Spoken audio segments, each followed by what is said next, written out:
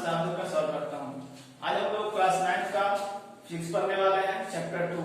पिछले क्लास में हम लोग चैप्टर 1 पढ़े थे, विज्ञान और मापन यानी साइंस एंड मेजरमेंट। आज हम लोग चैप्टर 2 पढ़ने वाले हैं, गति यानी मोशन। चलते हैं हम लोग गति के बारे में जानते हैं।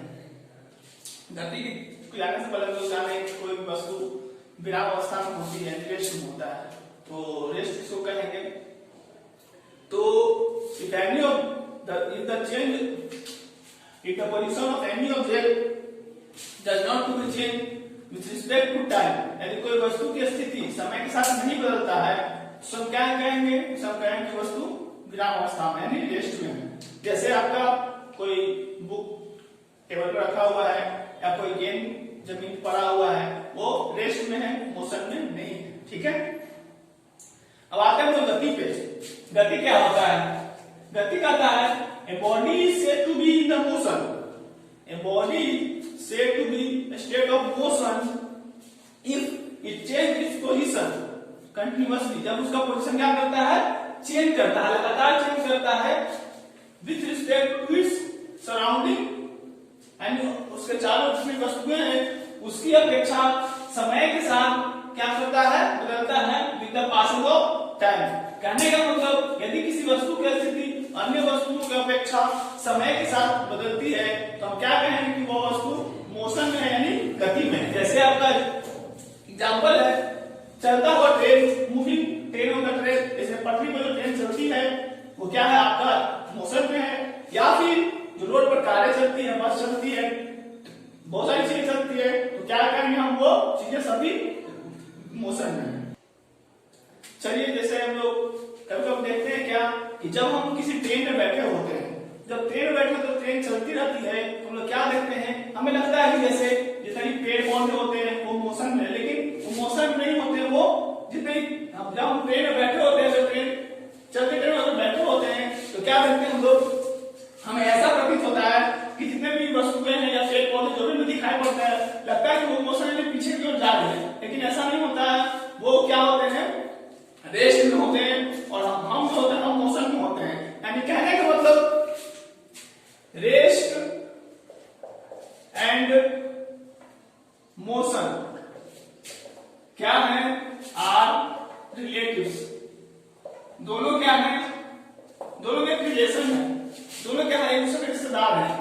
जब हम रेस्ट में होते हैं तो किसी चीज को मोशन, या तो हम मोशन में होते हैं तो रेस्ट वाले चीज को देखते हैं तो हमें क्या लगता है कि वो भी क्या है?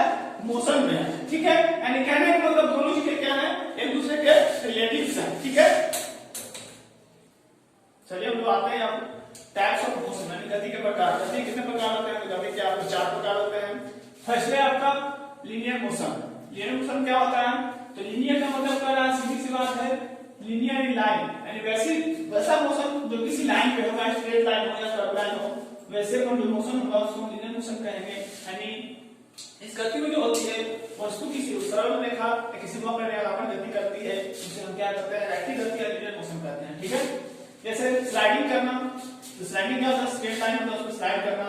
या फिर ऑन द रोड पर हम लोग भी चलते हैं, या कार बस चलता है वो, या रेलवे ट्रैक जो होता है इस पर ट्रेन का चलना है ना, तो ये सब क्या रैखिक गति में आता है। या फिर वक्र यानी कर्व लाइन पे, जैसे पहाड़ी इलाकों में क्या होता है? कर्व होता है, ढलान होता है, ऊंचा होता है, उस पे ये भी गति क्या कहलाएगी? ये भी आपका लीनियर मोशन यानी रैखिक गति कहलाएगी। चलिए, हमारा सेकंड है आपका सर्कुलर मोशन यानी द्वितीय गति। क्या करना है? सर्कुलर यानी सर्कल। यानी इस मोशन में क्या होगा? जितने भी ऑब्जेक्ट्स होंगे वो आपके सर्कुलर पाथ यानी वृत्ताकार पथ पे गति करेंगे। यानी मान लीजिए तो सर्कल है, यहाँ पर कोई ऑब्जेक्ट है, ये क्या करेगा? किसी भी डायरेक्शन में आपका इस सर्कल पर क्या करेगा? मोशन इन गति करेगा। यानी ये भी कर सकते हैं, ये आपका सन है, ये आपका अर्थ है, और क्या करता है? सन के अराउंड चारों तरफ क्या करता है? मूव करता है। यानी अर्थ मूव तरफ सन, या फिर जितने भी प्लैनेट्स हैं आपके वो भी क्या करते हैं? अर्थ के सन के सराउंडिंग क्या करते हैं? आपके मूव करते हैं। चलिए हम लोग तीसरे मोशन पे आते हैं। ये क्या है? आपका ऑसिलेटरी मोशन। ऑसिलेटरी मोशन क्या करता है? ऑसिलेटर और the oscillatory motion is the repeated to and fro movement. क्या कहता है? Oscillatory motion is the repeated to and fro motion any of system from its equilibrium. यानी कहने का मतलब यहां समझते हैं हम लोग ऑसिलेटरी मोशन क्या करता है, एक ऐसा मोशन है जो अपने मोशन को रिपीट करता है। क्या करता है? मोशन को रिपीट करता है। कहां से? एक फिक्स पॉइंट से। जिसका फिक्स पॉइंट होगा वहां से ये क्या करेगा? अपनी मोशन को बार बार रिपीट करेगा। यानी किस फॉर्म में रिपीट करेगा? तो टू एंड फ्रो, एक बार जाएगा और फिर वापस आएगा, फिर से जाएगा फिर वापस आएगा। यानी इस फॉर्म में ये क्या करेगा? अपने मोशन को क्या करेगा? रिपीट करेगा। जैसे आप लोगों ने घड़ी का पेंडुलम देखा होगा, तो घड़ी का पेंडुलम क्या होता है? इस प्रकार एक फिक्स पॉइंट पे टिका हुआ होता है और क्या करता है? एक इस फॉर्म में जाता है, यहां रसूलता है, तो फिर एक फिक्स पॉइंट पे यहां पर जाता है और फिर क्या करता है? फिर वहां से यहां फिर वापस आता है, फिर यहां से यहां जाता है। तो ये जो घड़ी का पेंडुलम भी है, ये ऑसिलेटरी मोशन के अकॉर्डिंग ये गति करता है। यानी कहने का मतलब जो गति वह गति है जिससे वस्तु ये क्या होता है? निश्चित बिंदु से आगे पीछे चलती है। क्या करती है? आगे पीछे चलती है। ठीक है, तो ये आपका था ऑसिलेटरी मोशन। ठीक है, अब आते हैं हम लोग चौथे नंबर पे। चौथा नंबर क्या है आपका? Periodic motion. पीरियोडिक मोशन क्या है? आवर्त गति। यहां देखिए क्या लिखा? पीरियड। यानी ऐसा मोशन होगा जिसमें एक फिक्स टाइम पीरियड पर ये अपने मोशन को रिपीट करेगा। यानी ये मोशन का रिपीट इटसेल्फ, मोशन जो अपने आप को रिपीट करता है।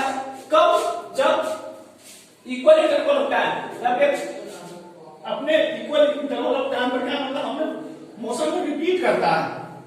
यानी मान ले जाए आप लोग ने सिलाई मशीन या सही मशीन देखा होगा, इसकी सुई जो होती है हर एक टाइम पर ऊपर नीचे क्या करती है? कपड़ों की सिलाई उसी प्रकार से होती है। मान ले जाए 1 सेकंड में जा जाता है, फिर 1 सेकंड वापस आता है, फिर 1 सेकंड में जाता है, फिर वापस आता है। इस प्रकार से इस प्रकार गति होगा उसको हम आवर्त गति या पीरियोडिक मोशन कहेंगे। क्या होता है इसमें? इसमें वस्तु जो होती है अपनी एक गति को एक निश्चित समय अंतराल पर बार बार दोहराती है। इसमें क्या कहते हैं हम लोग? पीरियोडिक मोशन या आवर्त गति कहते हैं। चलिए हम आते हैं मोशन अलोंग स्ट्रेट लाइन, सरल रेखा पर गति। सरल रेखा पर गति होती है। सरल रेखा करने का मतलब पहली बात है कि सरल रेखा तो 1D होगा, 1 डायमेंशनल होगा, 2 डायमेंशनल नहीं, 3 डायमेंशनल होगा। क्या होगा? 1 क्योंकि एक ही स्ट्रेट लाइन में इसको गति करना है, यानी एक ही डायमेंशन है। ठीक है, तो फर्स्टली आपका इसमें मूल बिंदु होगा जहां से कोई चीज स्टार्टिंग होगा।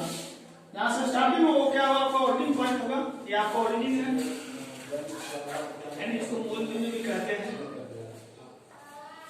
ठीक है, सेकेंडली आपका क्या है? Distance and direction from origin. यानी इस ओरिजिन से आपका वस्तु किस डायरेक्शन में या कितनी दूरी तय करता है उसको दिखाना। ठीक है, यानी पहली बात आपका ओरिजिन होना चाहिए।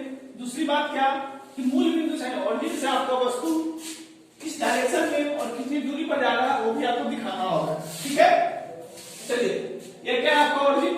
ओरिजिन तो क्या आपका ये राइट साइड है, ये आपका लेफ्ट है।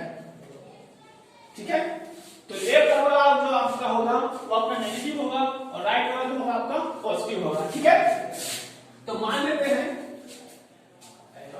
x कोई कण है, यहाँ पर सब्सटेंस अपनी वस्तु है, तो कहां पर है? 2 पे रखा हुआ है। तो डिस्टेंस x का कितना होगा? 2 होगा। कुछ भी 2 मीटर या 2 यूनिट कुछ भी ले लेते हैं, 2 यूनिट लेते हैं। ठीक है, अगर कोई वस्तु आपका ओरिजिन से लेफ्ट साइड रखा होगा तो क्या होगा? इसमें x आपका 3 हो जाएगा, -3। ठीक है, अब देखते हैं हम लोग कि डायरेक्शन क्या है इसका? इसका आपका लेफ्ट साइड यानी लेफ्ट डायरेक्शन, ये आपका नेगेटिव है, ये आपका क्या है? पॉजिटिव है। ठीक है, ये आपका क्या है? नेगेटिव है, पॉजिटिव है। ठीक है, ये तो आपका हो गया डिस्टेंस एंड डायरेक्शन। अगर आपका ये वस्तु आपका ऑर्बिट पे रखा हुआ है। अगर आपका वस्तु ऑर्बिट पे रखा हुआ है तो आपका x जो होगा वो कितना होगा, 0 यूनिट होगा, यानी ऑर्डिन आपका कितना होता है, 0 होता है। ठीक है, चलिए हम आते हैं डिस्टेंस पे। और ये डिस्टेंस क्या होता है, तो actual length of the path, किसी रास्ते की कुल लंबाई दूरी कहलाती है। ठीक है, वो भी बिना डायरेक्शन के। अगर उसमें डायरेक्शन आएगा तो डिस्प्लेसमेंट हो जाएगा, लेकिन बिना डायरेक्शन के किसी पाथ की कुल लंबाई क्या कहलाती है, आपका दूरी कहलाता है। ठीक है, दूरी आपका स्केलर क्वांटिटी यानी अदिश राशि है, ये आपका अदिश राशि है। और SI यूनिट होता है वो आपका m यानी मीटर। इसका SI यूनिट क्या होता है, मीटर होता है। ठीक है, इसलिए ये भी कोई पाथ है और इसके बीच की दूरी मान लीजिए 10 मीटर है, ये क्या है आपका, इसको हम दूरी कहेंगे। ठीक है, अब आते हैं डिस्प्लेसमेंट पे। डिस्प्लेसमेंट क्या होता है, the minimum distance between initial and final position of particle with direction is known as displacement. प्रारंभिक तथा अंतिम दूरी के बीच न्यूनतम लंबाई को विस्थापन कहते हैं। जैसे देखिए, ये कोई ऑब्जेक्ट है जो आपका 5 मीटर इधर चलता है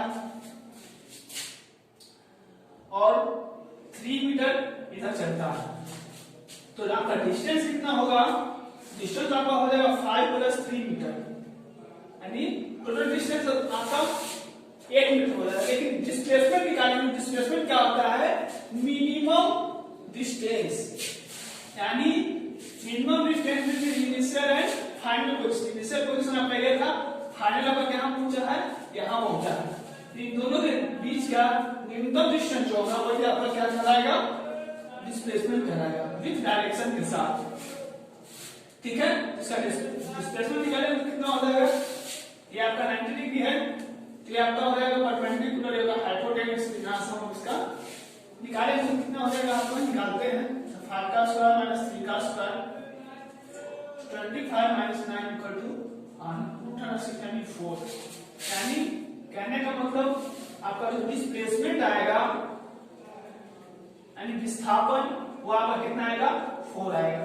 यानी ये वस्तु जो है चला तो है 8 मीटर, लेकिन विस्थापित कितना हुआ है, कितना विस्थापित करना, चला तो बदला है, तो अपना 4 मीटर ही बदला है, यानी इसको हम क्या करेंगे, विस्थापन कहेंगे। ये क्या है, आपका एक वेक्टर क्वांटिटी है, यानी सदिश राशि जिसको बोलते हैं। इसके बारे में हम आगे पढ़ेंगे।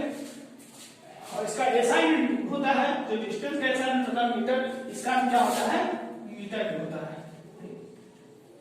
ठीक है, चलिए हम लोग आते हैं सरल रेखा पर विस्थापन। मानते हैं कि ये कोई वस्तु है, ये आपका ए पोजीशन है, ये आपका बी पोजीशन है। मान लिया जाए t1 समय में यह 1 पे था, यानी x1, इसको x1 मान लेते हैं। ठीक है, और t2 समय में आपका ये चला गया 3 पे। ठीक है, तो हम x1 का जो दूरी आएगा वहां कितना आएगा, 1 आ जाएगा, और जो x2 की दूरी आएगी वहां पर कितना आ जाएगा, प्लस 3 मीटर। हम लोग देखते हैं कि विस्थापित कितना हुआ है, तो S1 निकालेंगे। तो पहले कितना था, विस्थापन जो होता है आपका S बराबर होता है फाइनल माइनस इनिशियल। ठीक है, यानी अंतिम दूरी माइनस प्रारंभिक। ठीक है, हम S1 निकालते हैं। पहले यहां से यहां गया है, तो क्या होगा आपका 3 माइनस 1, तो कितना विस्थापित हुआ आपका, 2 मीटर। ठीक है, अब हम S2 निकालते हैं। जब हमारा ये यहां से यहां जाकर तो कितना विस्थापित हुआ, देखते हैं कि आपका इनिशियल हो जाएगा या आपका फाइनल हो जाएगा। इनिशियल और फाइनल कितना आपका +1 है, और इनिशियल क्या है आपका -+3 है, यानी कितना हो जाएगा 1 - 3 यानी -2। तो हम लोग क्या देख रहे हैं यहाँ पर, विस्थापन जो होता है वो आपका धनात्मक यानी पॉजिटिव और ऋणात्मक यानी नेगेटिव दोनों हो सकता है। विस्थापन आपका जीरो भी होगा, वो कब होगा, वो आके देखते हैं। विस्थापन आपका होगा आपका जीरो होगा कब, जब कोई वस्तु मान लिया जाए ये वस्तु क्या किया है, जीरो से चला है और 3 पर गया है और 3 मीटर का डिस्टेंस कवर किया है और फिर से 3 से वापस लौट के 0 पर आया है। तो देखिए पहला x1 क्या आएगा आपका +3 आएगा, ठीक है, और x2 भी क्या होगा आपका 3 होगा। क्यों? क्योंकि 3 मीटर गया है और 3 मीटर वापस आया है, ठीक है। तो हम इसका विस्थापन निकालेंगे तो क्या आएगा, फाइनल माइनस इनिशियल, यहाँ का फाइनल है यहाँ पे इनिशियल है, दोनों में यहाँ पे क्या हो जाएगा, दोनों माइनस हो जाएगा। तो कितना डिस्टेंस विस्थापन किया, 0, क्योंकि जहां शुरू किया था वहीं पर इसका डिस्टेंस खत्म हो रहा है, इसलिए एक भी करीब विस्थापित नहीं किया। आपका जो है एस यानी विस्थापन जो है, विस्थापन ऋणात्मक धनात्मक तथा शून्य भी हो सकता है। कहने का मतलब displacement is also positive, negative and, चलिए हम लाते हैं फिजिकल क्वांटिटीज। फिजिकल क्वांटिटी दो तरह के होते हैं, 2 टाइप्स ऑफ फिजिकल क्वांटिटी। पहला आपका स्केलर क्वांटिटी, दूसरा आपका वेक्टर क्वांटिटी। स्केलर का मतलब होता है अदिश राशि और वेक्टर का मतलब होता है सदिश राशि।